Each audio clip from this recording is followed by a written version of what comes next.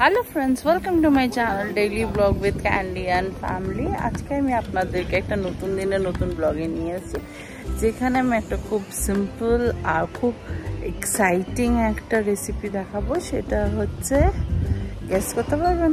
আচ্ছা, আমি বলেই দিই। সেটা হচ্ছে ফলের রাজা আম দিয়ে একটা রেসিপি বানাবো। আশা করছি সেটা আপনাদের ভালো লাগবে। চলুন আপনারা দেখবেন আমি কিভাবে বানাচ্ছি। চলুন তাহলে দেখি ম্যাঙ্গো স্টাফড কুলফি করতে কি কি লাগবে। আম নিয়ে নিয়েছি, পাকা আম। এখানে কিছু চপড পেস্তা and cashew nut, condensed milk, আর এখানে লিকুইড মিল্ক আছে। এটা 1 লিটার, বাট আমি ইউজ করব 1/2 লিটার মতন। তো চলুন আগে প্রথমে আমটাকে এইভাবে নিয়ে মাথাটা কেটে নিচ্ছি। আমি 2টো আম দিয়ে করব, ঠিক আছে? তো এইভাবে মাথাটা ভালো করে কেটে নেবেন। আর এই মাথাটা কিন্তু ফেলবেন না, এটা আপনার পরে গিয়ে কাজে লাগবে। আর একটা ছোট চাকু নিয়ে নেবেন, ধারালো ছোট চাকু নেবেন, আর খুব সাবধানে কাটবেন।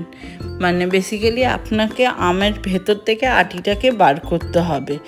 তো খুব ভালো করে চারদিক দিয়ে আগে লুজ করে নেবেন, তারপরে আটিটা বার করতে তাহলে সুবিধে হবে।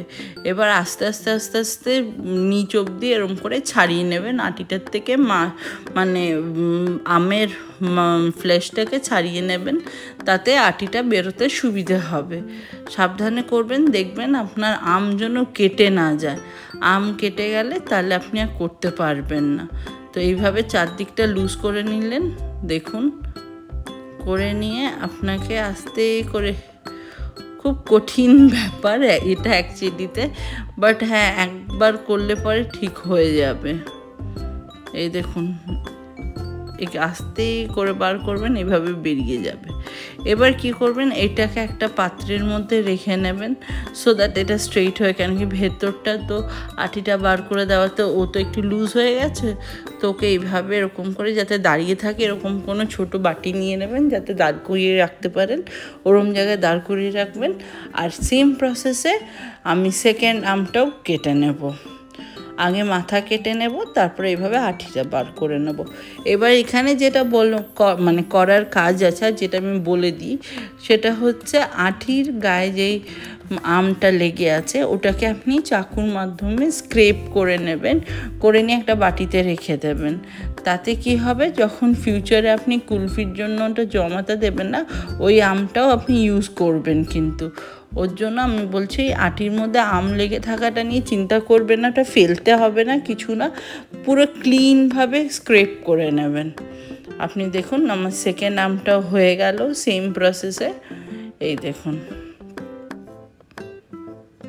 এইভাবে ভেতরে পুরো আম আছে, আর আটিটার মধ্যে যেটুকু লেগে আছে সেটাকে আপনি স্ক্রেপ করে নেবেন, বাস, তাহলেই হবে।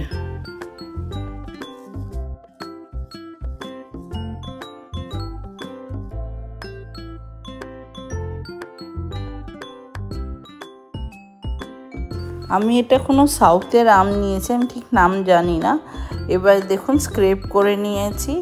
এইভাবে আপনারা এই ফ্লেশটাকে চামচের মাধ্যমে ভেতরে দিয়ে দেবেন, ভালো করে দুটোর মধ্যেই ডিভাইড করে দিয়ে দেবেন। আর আমি এটা সাউথের আম নিয়েছি, কেন কি এখন বাজারে তো এখনও হিমসাগর ওঠেনি। তো এই আমটা আমি পেয়েছি বলে ভাবলাম যে ঠিক আছে, এটা দিয়েই আমি করব।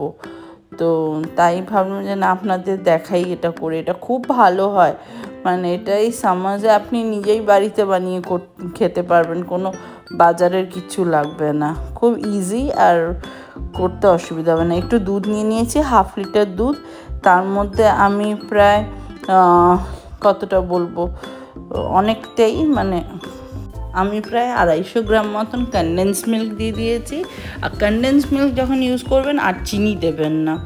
এবার কম আছে পুরো এখানে পুরো দুধটাকে নাড়াতে থাকবেন, ভালো করে নাড়াবেন, না তো কিন্তু নিচে লেগে যাওয়ার চান্সেস আছে। আর দেখলেনই তো আমি কি সুন্দর পেস্তা আর কাজু দিয়ে দিলাম। ভালো করে ফোটাবেন, খুব ভালো করে ঘন করে করে, একটু ক্ষীর ক্ষীর যখন হবে তখন আপনি গিয়ে এটাকে অফ করবেন গ্যাসটাকে। তার আগে এটা কিন্তু কম আঁচে ফুটছে, আর যে দুধটা চারদিকে লাগছে ওটা ঘষে ঘষে নেবেন, তাহলে ওই সরগুলো না পুরো ক্ষীরের মতন হয়ে যাচ্ছে। তো খুব ভালো, দুধের কালারও চেঞ্জ হয়ে গেছে, দেখতেই পাচ্ছেন। খালি 1/2 লিটার দুধ আর কনডেন্স মিল্ক। আর এইদিকে আমার নাটসগুলো আমি দিয়ে দিয়েছি, চপড নাটস দিয়ে দিয়েছি, ওগুলো খুব ভালো হয়ে মজে গেছে ওটার মধ্যে। এভাবে নাড়াবেন, বা আমি বারবার বলছি কম আঁচে করবেন আর নাড়াবেন, মানে নাড়ানো কিন্তু বন্ধ করা যাবে না, ওই কাজটা আপনাকে করতে থাকতে হবে। অফ করে দিলাম, ঠান্ডা হতে দেবেন। এই দেখুন কি সুন্দর রঙ এসছে, একটু কেসার টাইপ রঙ এসছে, বাট আমি কেসার দিইনি, কিন্তু খালি দুধের আর পেস্তার রঙ এটা। এই দেখুন কি সুন্দর হয়ে গেছে না, দেখুন পুরো ঘনও হয়ে গেছে। এটা ঠান্ডা হবে, তারপরে গিয়ে আপনারা কিন্তু আমের মধ্যে এটা ফিল করবেন, তার আগে কিন্তু ফিল করবেন না, গরম থাকতে কিচ্ছু করবেন না, ঠান্ডা হলে পরে ইউজ করবেন। এইভাবে আপনারা ফিল করে নেবেন। পুরো মাথা ভর্তি অবধি কিন্তু দেবেন না, কেন কি তাহলে এটা যখন জমবে না একটু ফুলবে, তো শক্ত হয়ে, এর জন্য পুরো মাথা অবধি ভরবেন না, মোটামুটি ভরার পর একটু ট্যাপ ট্যাপ করে নেবেন যাতে এয়ার বাবলস থাকলে বেরিয়ে যায়। আর এটাকে আরেকটা চামচ দিয়ে ভালো করে একটু ঘেটে দেবেন। মনে আছে আশা করছি ম্যাঙ্গো পাল্পটা দিয়েছিলাম, যেটা আমরা স্ক্রেপ করেছিলাম, ওটার সাথে যাতে দুধটা মিশে যায়।